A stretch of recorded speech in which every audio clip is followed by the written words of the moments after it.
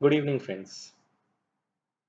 पिछले 48 घंटों में हम लोगों ने काफ़ी सारे क्लाइंट कॉल्स और पार्टनर कॉल्स रिसीव किए, जहां वो बहुत घबराए हुए थे ये जानकर कि फ्रैंकलिन टेम्पल्टन ने अपने कुछ स्कीम्स को बंद कर दिया। तो आज के वीडियो में हम आपसे डिस्कस करेंगे कि इस पर्टिकुलर इशू में एग्जैक्टली क्या हुआ, क्यों हुआ और आगे क्या हो सकता है। इस बारे में हम आपसे चर्चा करेंगे। 23 अप्रैल 2020 को फ्रैंकलिन टेम्पल्टन ने अचानक से अनाउंस किया कि उनके 6 क्रेडिट ओरिएंटेड फंड्स को मार्केट में चल रहे इल लिक्विडिटी के वजह से सस्पेंड किया जा रहा है, वाइंड अप किया जा रहा है।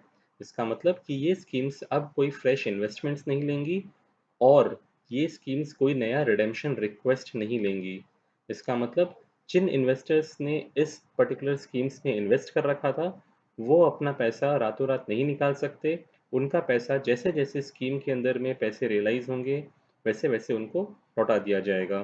ये 6 स्कीम्स के नाम थे: Franklin India low duration, dynamic accrual, credit risk fund, short term income fund, ultra short bond fund and income opportunity fund. पहले तो मैं ये बता दूं कि फिनोमेटिक के क्लाइंट्स को घबराने की बिल्कुल भी बात नहीं है। क्यों? क्योंकि जहां हम टोटल 6,750 क्लाइंट्स का वेल्थ मैनेज करते हैं, इन पर्टिकुलर स्कीम्स के अंदर में इम्पैक्टेड क्लाइंट सिर्फ 6 हैं। जहां हम टोटल 120 करोड़ का वेल्थ मैनेज कर रहे हैं, इन 6 क्लाइंटों के टोटल इन्वेस्टमेंट्स 1.24 लाख्स के ही हैं इन स्कीम्स के अंदर में। एंड हम जहां 1.7 करोड़ का मंथली एसआईपी बुक मैनेज कर रहे हैं, इन स्कीम्स के अंदर में सिर्फ 1000 रुपीज़ की एसआईपी चल रही थी। बेसिकली बोलने का ये मतलब है कि इन स्कीमों में हमारा रुझान कभी नहीं था और हमने कभी अपने इन्वेस्टर्स को ये स्कीम्स नहीं रिकमेंड किए। अब आप सोच रहे होंगे कि ऐसा क्यों हुआ। इस बारे में चर्चा करने से पहले मैं आपसे एक सिंपल सा सवाल करता हूँ कि आप अपने पैसे बैंकों में रखते हैं।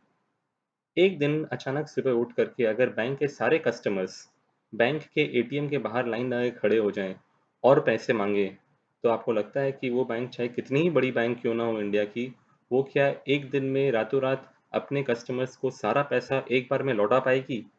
कभी नहीं। ऐसा ही कुछ हुआ है फ्रैंकलिन टेम्पल्टन के स्कीम्स के साथ में, जहां इन 6 स्कीमों ने in the month of March इनको रिडेम्पशन रिक्वेस्ट फेस करना पड़ा, तकरीबन 9,000 करोड़ का। सो आप ये समझ लीजिए पहले कि यहाँ पर कोई डिफ़ॉल्ट नहीं हुआ है जहाँ पे पैसे डूब गए हों। This is more a case of illiquidity, जो कि एक एसेट लायबिलिटी मिसमैच क्रिएट कर दिया है, जिस वजह से पैसे अभी तुरंत नहीं दे करके स्टैगर्ड मैनर में देने की बात हो रही है। पहले हम समझते हैं कि फ्रैंकलिन का इन्वेस्टमेंट रैशनल क्या था।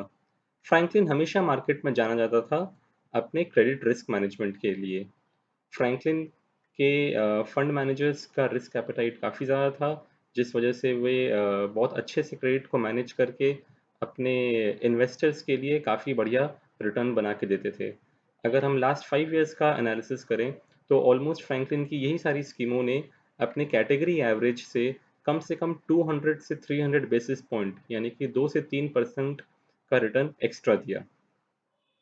अगर आप इन स्कीमों के प्रोफाइल को देखेंगे तो आपको ये दिखेगा कि इन स्कीमों के अंदर में लगभग 50 से 60% पेपर्स इन्वेस्टेड थे डबल ए रेटेड के अंदर में, और बाकी सारे पैसे इन्वेस्टेड थे सिंगल ए रेटेड पेपर्स में। इसी वजह से इन स्कीमों का YTM यानी कि yield to maturity was anywhere between 10 to 13%, which is way higher than what the normal market schemes provide। क्योंकि ये एक अच्छा काम कर रहे थे और अच्छा रिटर्न दे रहे थे बोल करके कस्टमर्स इनको पैसा दे रहे थे और ये स्कीमें अच्छे से चल रही थी। हाउएवर, अब जब ये कोविड-19 का सिनेरियो आया, हम और आप सभी डर गए मार्केट में और हमने कहा कि हमें सेफ्टी पहले चाहिए। और इस सेफ्टी के नाम पर हमने सबने डिसाइड किया कि हम पैसे क्रेडिट की तरफ नहीं डाल करके सेफ्टी की तरफ डालेंगे, और इसी वजह से इन स्कीमों के अंदर में बहुत भारी रिडेम्पशन प्रेशर्स आया। मुझे मेरे एक इन्वेस्टर फ्रेंड ने पूछा कि हितेश, इस तरह के रिडेम्पशन प्रेशर आने की वजह से अगर ऐसी प्रॉब्लम हो सकती है, तो क्या ये किसी भी म्यूचुअल फंड स्कीम के साथ ये प्रॉब्लम हो सकती है? तो मैंने कहा कि पहले मैं आपको ये समझाऊं कि म्यूचुअल फंड्स रिडेम्पशन प्रेशर्स को कैसे हैंडल करते हैं। पहली बात तो ये है कि हर म्यूचुअल फंड स्कीम अपने पोर्टफोलियो में एक एडिक्वेट कैश बैलेंस मेंटेन करते हैं, जिससे कि वो नॉर्मल रिडेम्पशन रिक्वेस्ट को फेस करते हैं। इसके अलावा फंड मैनेजर्स हमेशा अपने इन्वेस्टमेंट्स अलग अलग मैच्योरिटी ऑफ स्कीम्स के अंदर में इन्वेस्ट करते हैं, जिससे कि हर महीने किसी ना किसी इन्वेस्टमेंट की मैच्योरिटी आ रही होती है और उससे वे अपना रिडेम्पशंस मीट आउट कर पाते हैं। इसको हम लैडरिंग ऑफ इन्वेस्टमेंट्स भी कहते हैं। इसके अलावा सेबी म्यूचुअल फंड स्कीम्स को अलाउ करता है कि वह अपने टोटल कॉर्पस का 20% बैंकों के थ्रू बोरो भी कर सकता है in extreme scenario to meet the redemption pressures. इसके अलावा अगर ये सब रास्ते फेल हो रहे हैं तो म्यूचुअल फंड स्कीम के पास में क्या ऑप्शन है कि उसने जिस पर्टिकुलर इन्वेस्टमेंट में पैसे लगा रखे हैं उसको वह सेकेंडरी मार्केट में बेच दे। लेकिन in extreme scenarios like these, उन इन्वेस्टमेंट्स को जब हम सेकेंडरी मार्केट में बेचने जाएं जो कि एक इलिक्विड मार्केट है, तो वहां पर उसकी ट्रू वैल्यू उसे नहीं मिल पाती है। इसके अलावा म्यूचुअल फंड्स हमेशा एक डाइवर्सिफाइड इन्वेस्टर बेस रखने की कोशिश करते हैं, जिससे कि कोई भी एक सर्टेन इन्वेस्टर या इन्वेस्टर ग्रुप एक पर्टिकुलर स्कीम के एयूएम को मटीरियली कंट्रोल नहीं कर सके। उसके अलावा म्यूचुअल फंड स्कीम्स वाकई एग्जिट लोड्स भी लगाती हैं ताकि वो डिस्करेज करें इन्वेस्टर्स को एक सर्टेन टाइम फ्रेम के पहले पैसा निकालने से। Now the big question is कि why was this decision taken. Sanjay Sapreji, who is the president of Franklin Templeton India, ने बहुत ही डिटेल में अपना स्टेटमेंट दिया, जहां उन्होंने बताया कि मार्केट की इलिक्विडिटी की वजह से उनको ऐसा करना पड़ा and it was in the interest of the investors of the scheme. अब सवाल ये आता है कि एक तरफ तो आपने कह दिया कि हम कल से आपको रिडेम्पशन प्रोसीड्स नहीं देंगे, और दूसरी तरफ आप कह रहे हो कि हमने ये इन्वेस्टर के इंटरेस्ट में किया। तो इससे कैसे इन्वेस्टर का इंटरेस्ट प्रोटेक्ट हो रहा है, ये हम आपको समझाएंगे एक सिंपल से एग्जाम्पल के थ्रू। मान लीजिए एक कस्टमर है मिस्टर एक्स, जिसने 1 लाख रुपए एक पर्टिकुलर स्कीम में इन्वेस्ट किया, जिस स्कीम का एसेट अंडर मैनेजमेंट या टोटल कॉर्पस 10,000 करोड़ का है। यह स्कीम एक कंपनी है ABC limited, which is a single A minus rated company. उसके अंदर में इस पर्टिकुलर स्कीम ने 400 करोड़ रुपए थ्रू डेट इंस्ट्रूमेंट्स इन्वेस्ट किया। तो टेक्निकली देखा जाए तो इस पर्टिकुलर स्कीम का एबीसी लिमिटेड के अंदर में टोटल होल्डिंग सिर्फ 4% का है। तो अगर मिस्टर एक्स ने 1 लाख रुपए इन्वेस्ट किए हैं, तो मिस्टर एक्स का एबीसी लिमिटेड के डेट पेपर में 4% का ही एक्सपोजर है। अब हम मान के चलते हैं कि ऐसा कुछ सिनेरियो हुआ जिसकी वजह से इस स्कीम के अंदर में बहुत बड़े रिडेम्पशंस आ गए और एक महीने में तकरीबन 6,000 करोड़ रुपए निकल गए।